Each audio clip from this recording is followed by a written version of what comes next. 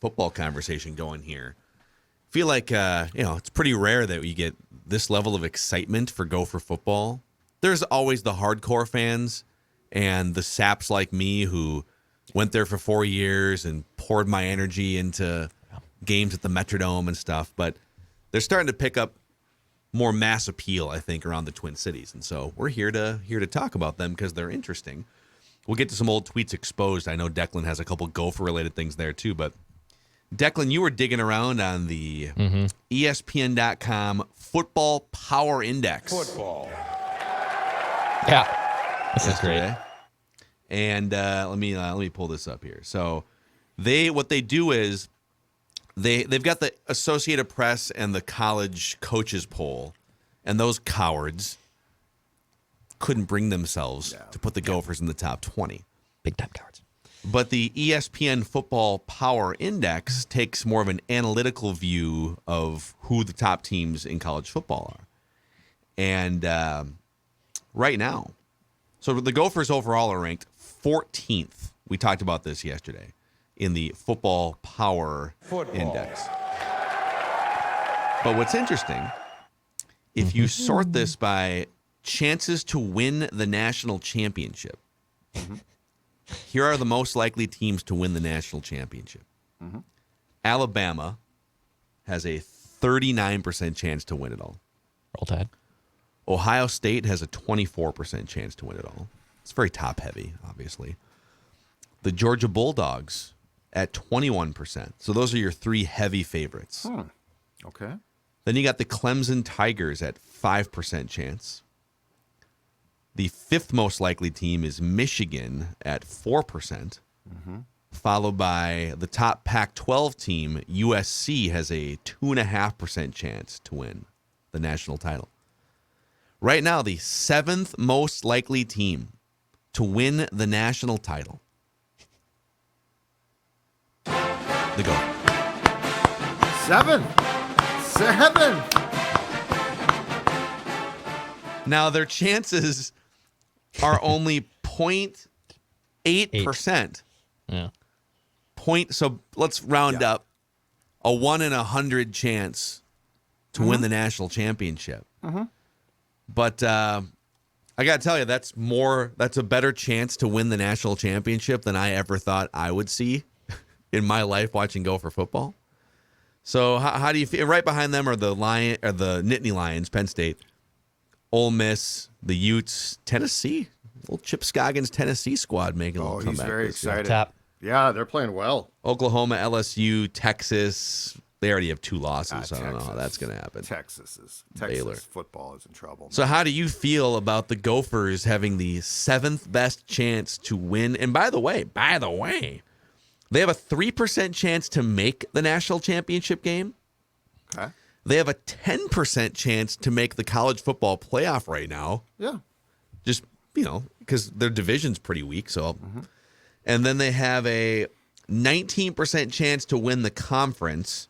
74% chance to win the Big Ten West as of right now. Yeah, I expect that now. I expect that now. Don't let me down. Pressure's on.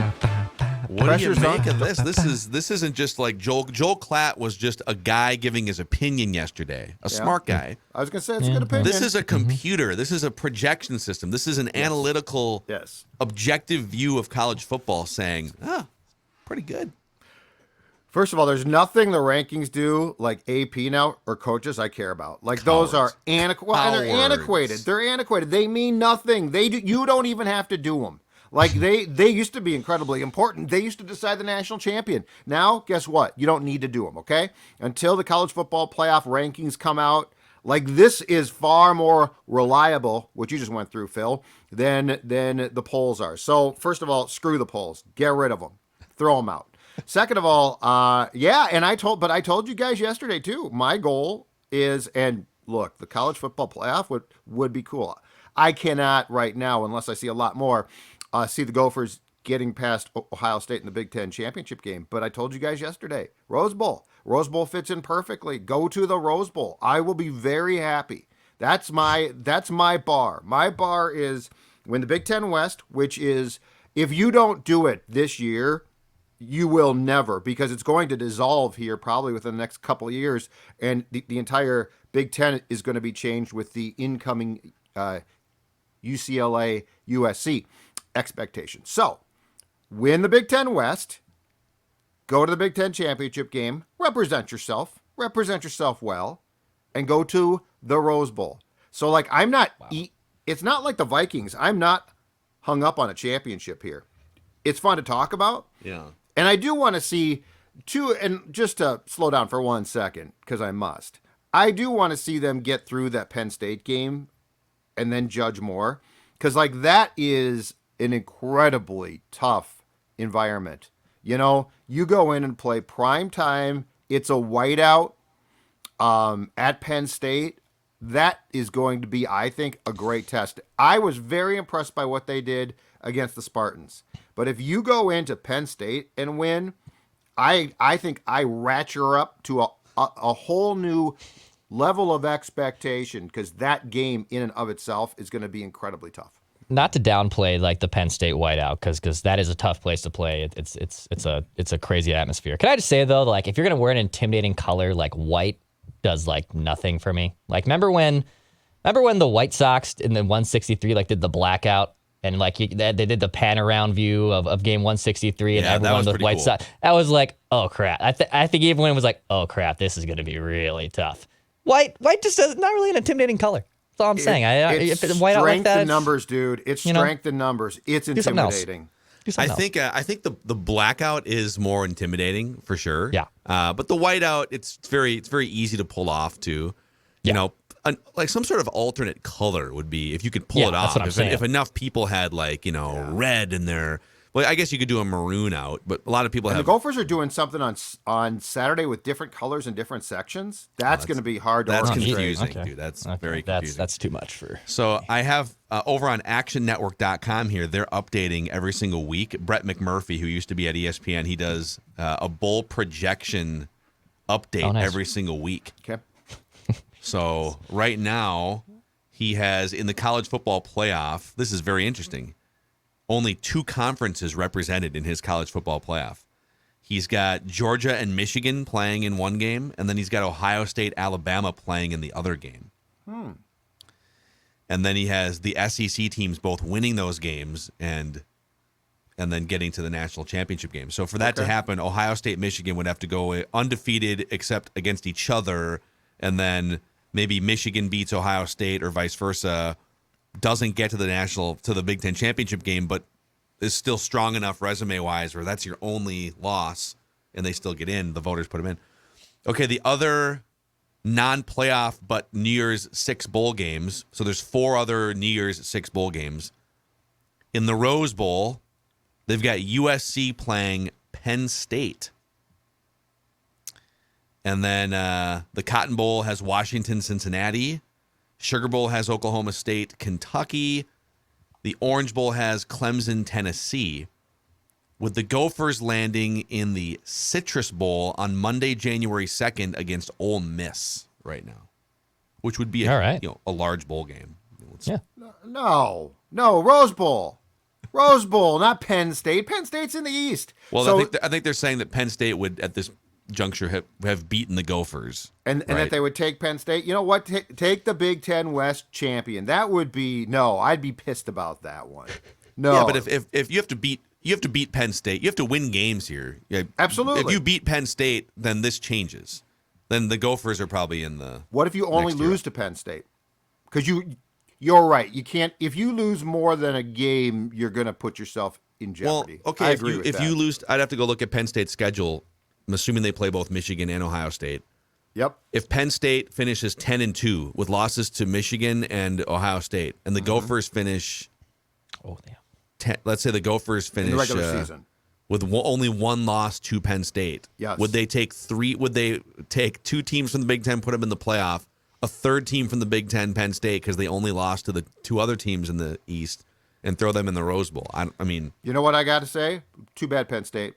Too bleeping go beat bad. them and end the conversation. They have a gauntlet. So they have they're at Michigan October 15th. They host the Gophers October 22nd, and then they host Ohio State the next week. Okay. This feeling of, wow, the Gophers are really damn good. Not just like, oh, they're pretty good and they could do some damage, but like, oh my God, the Gophers are legitimately one of the 15 best teams in the country. Yep. I think I've only felt it 3 times. This is the 3rd time. I know the other time. 2019 was definitely Yep. the other time recently. And that was a blast. Game day came to town, and then they just like folded against Iowa and Wisconsin, but then made up for it with a win over Auburn. Yep. And finished the season 10th in the country. They got up as high as 7th. And the other time was the infamous 2003 season where they had multiple NFL players on offense. They had 2 NFL starting running backs in their backfield, and I think Thomas Tapay, who also played in the NFL. I think they had 3 NFL backs. Yep, they did. And they ran the ball up and down, and they started that. That was a weird year in that they had the 4 non-conference games into 8 conference games.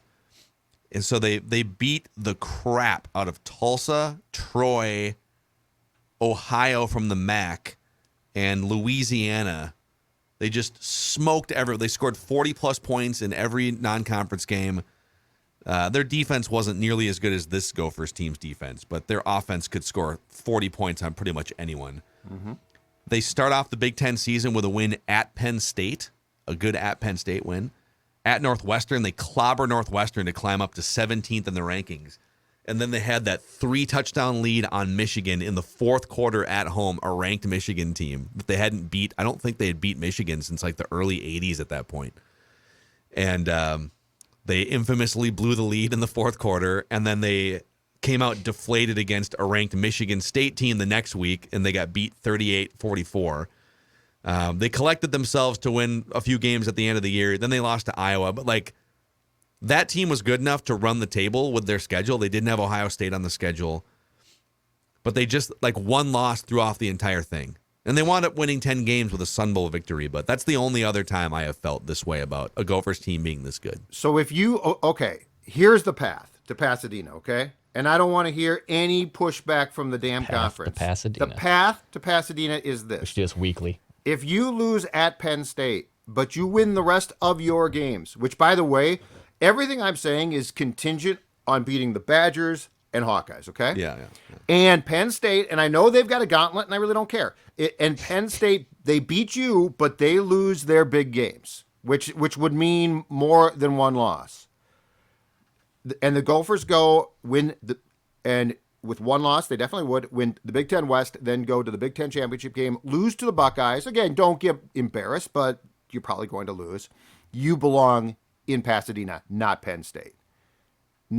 So you have, in my opinion, you do have room for a loss, and it's probably the Penn State game. If you win that game, my opinion changes because now it's really on. But I think that's very fair. Penn State should not go to the Rose Bowl, no matter how difficult their schedule is, if they lose multiple regular season games. Well, and if the Gophers finish the regular season with one loss at Penn State, they would likely be ranked in the top 10 going into the Big Ten championship game, right? They would be an 11-1 team with a road loss at Penn State going into and with wins over Iowa, Wisconsin, et cetera. That it would probably be like, the number 1, 2, or 3 ranked Ohio State team or Michigan against a like 8th ranked Gophers team or 9th ranked Gophers team. Oh my God. So looking at some of the other, but let's not write Iowa, Wisconsin off.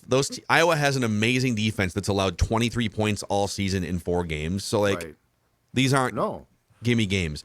Right. But here's the problem for Iowa, for example. They have to play Michigan this week. Or no, I'm sorry. Yeah, no, this week. They play Michigan this week. And then 2 weeks after that, they have to play Ohio State on the road. So they're probably coming in, even if they win the other games, and I don't think at Illinois is a gimme for them. Like, Iowa's probably coming into that Gophers game with minimum 2 losses in conference. And so if you can beat Penn State, what you don't want, I guess is what I'm saying, is you don't want to leave it up to tiebreakers where you left the door open for Wisconsin to come backdoor. They beat you and they get the tiebreaker or something, or Iowa. If you lose to Iowa or Wisconsin, I'm done with you. I'm done with you again. So, like, everything I'm saying is predicated on beating at least those two teams. Like, I'm leaving the door open for the Penn State game is really tough, and I get that. Beyond that, if you lose, I'm done. Like, I'm not going to make your case then. You know, Iowa and Wisconsin obviously play each other. Wisconsin already has a conference loss, so that's one for sure. They might lose at Michigan State. And then Iowa has 2 guaranteed conference losses against Michigan and Ohio State. So it's looking like those 2 teams are for sure going to lose 2 conference games even before they get to the Minnesota. What you probably want is for Wisconsin to beat, or for Iowa to beat Wisconsin, guaranteeing 2 conference losses for both teams. So the math is there. Yes. The Gophers have the best team in the division. They've just never been a rise up to the moment program. So they've always been a wilt under the bright lights program until that Auburn game, I think. I think that Auburn game was a kind of a game changer where 3 years ago you lose the games to Iowa and Wisconsin, and boy, oh man, if they lose to Auburn, then it's just kind of a 2003 season, right? But they beat Auburn. They kind of rose to the moment and beat a really good SEC team. Kicked their ass too. They played really, really well and played tough.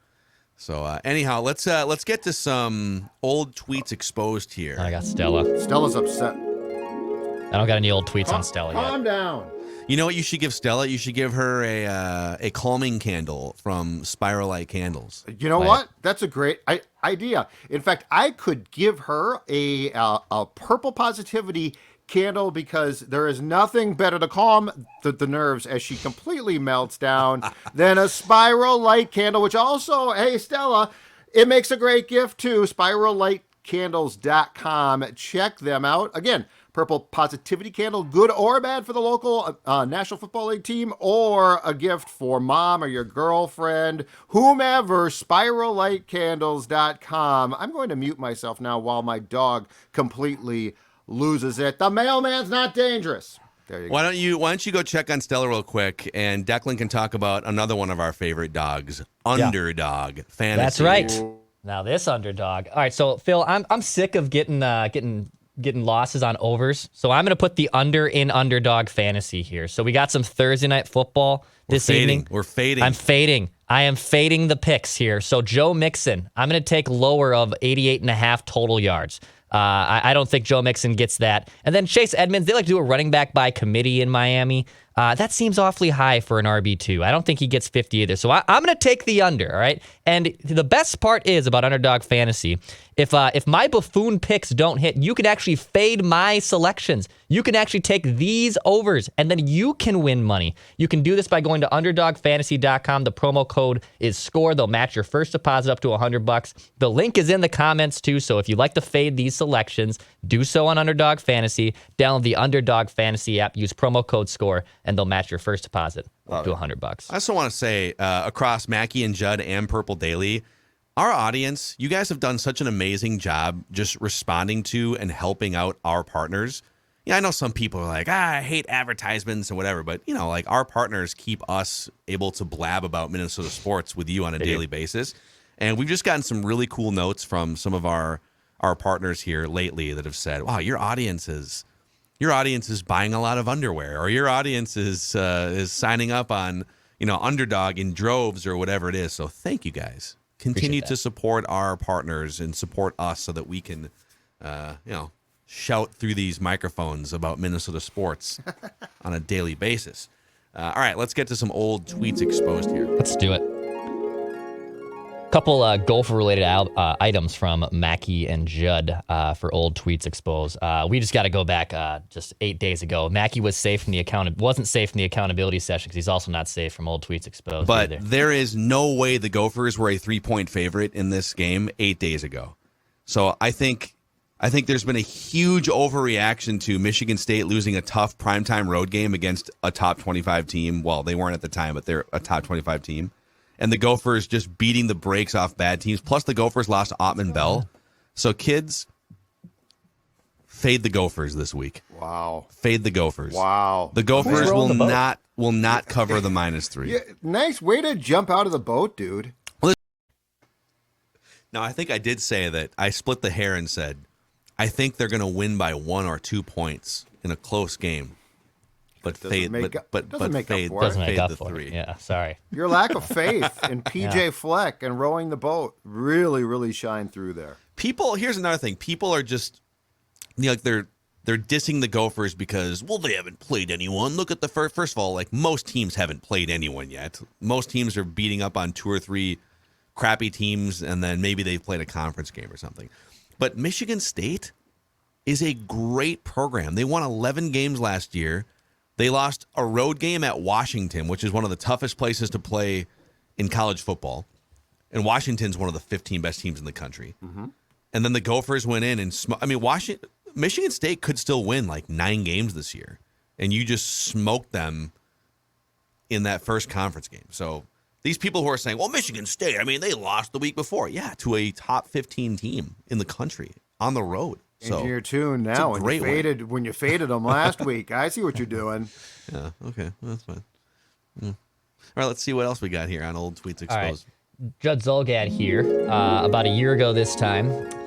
More thoughts on the Gophers' need for a QB change in the second half. Morgan seems like a great guy. Classic Judd backhanded compliment. But sticking with the QB you clearly don't trust makes no sense to me. It's only 14-0, and a QB change has the potential to provide some spark for an offense that is being shut down. Now, I will say this isn't completely egregious. Like, obviously, the Gophers were struggling a little bit in 2021. But then, weirdly enough, you said Zach Annexstad would provide a different dynamic and spark. And I talked about it with Darren Doogie Wolfson. Does Zach Annexstad make the 2021 and even the 2022 Gophers better, Judd Zulgad?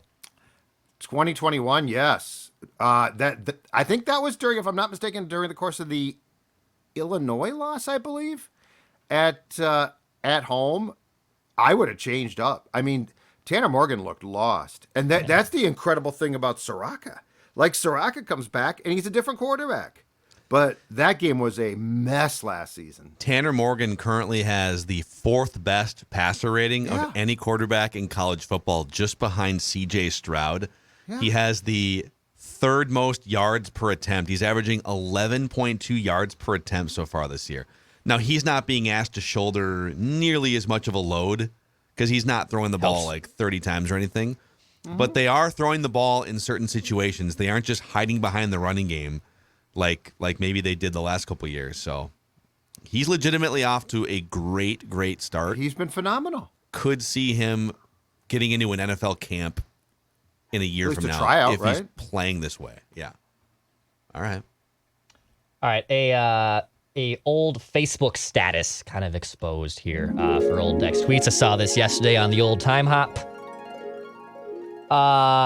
September 28th, 2011. Attaboy, Plouffe. We'll get them next year, Twins. Trevor Plouffe helped the Twins get to 99 losses and avoid 100 losses, and we'll get them next year. That didn't happen for like 7 more years. The Twins did not get them next year. Was this their walk-off win that they celebrated? Because they took 2 of 3 against the Royals to avoid 100? This is one of the most... This is a top 3 embarrassing moment in franchise history. It was despicable what they did. Despicable. It was despicable how the fun bunch all, ran out there. I saw it again today on Twitter. It was posted. Like, they literally are out there celebrating like they won a division. They were dumping water on Plouffe and stuff. Yeah, it was great. I love it. It's not great. It was awful. Luke Hughes and his little jean shorts from Australia. What's wrong with your coworker? Well, I think Judd calling for Annexstad to take over for Tanner Morgan as the answer, and now Morgan being as good as he is, I think Judd wins here. In that game, I did. I suggested on several occasions last year that Tanner Morgan should be benched, and I will stand behind that each and every time because it was unwatchable football at times. I'm guessing that his backup would have been just as unwatchable, but we'll never. Well, we can blame what's his face now, Mike Sanford. Yeah. Yeah, it's looking like, that was the major piece that they changed out. So quarterback killer, Mike Sanford. Mm-hmm. All right, that's a wrap on this Reckless Speculation Thursday edition of Mackey and Judd. Over on Purple Daily, the State of the Vikings offense episode every single week, every single Thursday. And don't forget to check out some of our other peripheral Purple Daily Network shows like Realistic Randy Rants with Declan, Before We Die with our friends Jesse and Thor, also Trenches with Boone, Purple Access with Judd and Chip, all sorts of stuff leading you up to Vikings and Saints in London. See you guys tomorrow on Mackey and Judd.